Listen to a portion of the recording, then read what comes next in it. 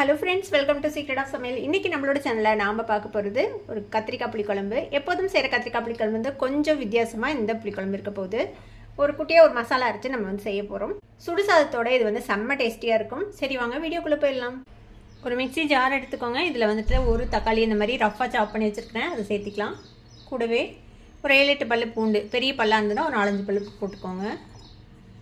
2 table spoon தேங்காய்.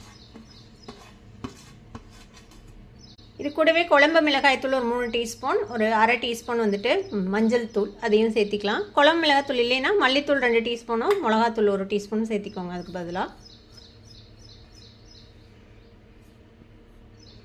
இது தேவையான தண்ணி விட்டு இது ஒரு பேஸ்ட்டை அரைச்சி எடுத்துகிட்டு வந்துடலாம். இந்த மாதிரி நல்லா நைஸாக அரைச்சிக்கோங்க. நம்ம தக்காளி சேர்த்து அரைச்சதுனால குழம்பு வந்து நல்லா கலர்ஃபுல்லாக இருக்கும். இப்போ இது கூடவே நம்ம புளி தண்ணியும் சேர்த்திக்கலாம். ஒரு பெரிய நெல்லிக்காய் அளவுக்கு புளியை வந்து கரைச்சி வச்சுருக்கேன். இப்போ அதையும் சேர்த்திக்கோங்க. இதையும் கலந்து வச்சிடலாம். இருக்கட்டும். ஒரு பேன் அடுப்பில் வச்சுருக்கிறேன். இதில் வந்துட்டு எண்ணெய் விட்டுக்கலாம். கொஞ்சம் தாராளமாக விட்டுக்கோங்க. நம்ம கத்திரிக்காவையும் நல்லா வதக்க போகிறோம். அந்த எண்ணெயில் ஒரு குழிக்கரண்டி அளவுக்கு எண்ணெய் விட்டுக்கலாம். எண்ணெய் சூடாகட்டும். அதுக்கு இடையில நான் வந்துட்டு கொஞ்சமாக வெங்காயம் இந்த மாதிரி பொடியாக நறுக்கி வச்சுருக்கேன். பெரிய வெங்காயம் யூஸ் பண்ணியிருக்கேன். ஆனால் அதுக்கு பதிலாக நீங்கள் சின்ன வெங்காயம் போட்டிங்கன்னா இன்னுமே டேஸ்டியாக இருக்கும்.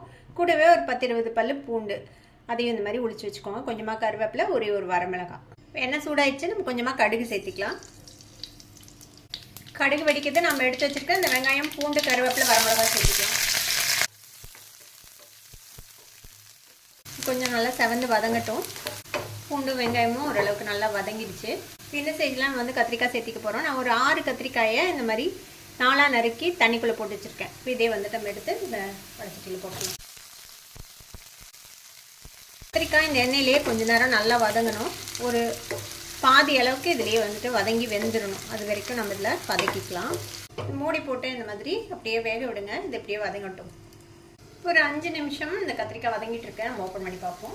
இப்போ கத்திரிக்காய் வந்து கொஞ்சம் கலர் மாதிரி தோல்லாம் கொஞ்சம் சுருங்கிச்சு பாருங்கள். ஒரு பாதி அளவுக்கு வெந்திருக்கும் கத்திரிக்காய். இப்போ இந்த ஸ்டேஜில் நம்ம அரைச்சி வச்சுருக்கிற மசாலா சேர்த்திடலாம். நம்ம அரைச்சி வச்சுருக்கிற மசாலா புளியும் சேர்த்திருக்கிறோம். இப்போ இதில் ஊற்றிடலாம். மிக்ஸி ஜார்லேயே கொஞ்சமாக தண்ணி விட்டு அதையும் ஊற்றிடுங்க. இந்த குழம்புக்கு தேவையான அளவுக்கு உப்பு சேர்த்திக்கலாம். இப்போ இதை இப்படியே நம்ம இந்த கத்திரிக்காய் வேக வரைக்கும் நம்ம வந்துட்டு வேக விட போகிறோம். ஒரு 10 நிமிஷம் ஒரு மீடியம் ஃப்ளேமில் வச்சு இப்படியே வேக விட்டோம்னா நம்ம கத்திரிக்காய் குழம்பு ரெடி ஆகிடுவோம். குழம்பு கொதிக்க ஆரம்பிச்சிருச்சு. இப்போ வந்துட்டு ஃப்ளேமை மீடியமில் வச்சுட்டு மூடி போட்டு ஒரு 10 நிமிஷம் நம்ம இது இப்படியே வேக விடலாம். இப்போ ஒரு 10 நிமிஷமாக வந்துட்டுருக்கு. நம்ம ஓப்பன் பண்ணி பார்ப்போம். பார்த்திங்கன்னா தெரியும், நல்லா எண்ணெய் பிரிஞ்சிச்சு. கத்திரிக்காய் வந்துட்டு நல்லாவே வெந்திருக்கும். இந்நேரத்துக்கு செக் பண்ணி பார்த்துக்கோங்க கத்திரிக்காய் வெந்துருச்சான்னு. கத்திரிக்காய் சூப்பராக வெந்துருச்சு. இந்த குழம்பு வந்து இந்த மாதிரி கொஞ்சம் திக்காக இருந்தால் தான் நல்லாயிருக்கும். இல்லை உங்களுக்கு இன்னும் கொஞ்சம் கன்சிஸ்டன்சி தண்ணியாக வேணும்னா நீங்கள் அதுக்கேற்ற மாதிரி நீங்கள் கன்சிஸ்டன்சி பார்த்து வச்சுக்கோங்க. கொஞ்சம் தண்ணி அதிகமாக விட்டு வேக வச்சுக்கோங்க. இப்போ நம்மளோட கத்திரிக்காய் புளிக்குழம்பு ரெடி ஆகிடுச்சு. நம்ம அடுப்பு ஆஃப் பண்ணிடலாம். நல்ல சூடான சாதத்தில் இந்த கத்திரிக்காய் புளிக்குழம்பை போட்டு சாப்பிட்டு பார்த்தீங்கன்னா வேறு எதுவுமே தேவைப்படாது. அவ்வளோ சூப்பராக இருக்கும். கண்டிப்பாக ட்ரை பண்ணி பாருங்கள். ட்ரை பண்ணி பார்த்துட்டு எப்படி இருந்தது அப்படின்னு கமெண்ட்ஸில் ஃபீட்பேக் கொடுங்க. இந்த வீடியோ உங்களுக்கு பிடிச்சிருந்தா சப்ஸ்கிரைப் பண்ணுங்கள். பக்கத்தில் இருக்கிற பெல் ஐக்கானை கிளிக் பண்ணுங்கள். அப்போ தான் ஃபியூச்சர் நோட்டிஃபிகேஷன்ஸ் உங்களுக்கு உடனே வந்து சேரும். லைக் பண்ணுங்க, ஷேர் பண்ணுங்க. Thank you for watching this video viewers. Bye bye.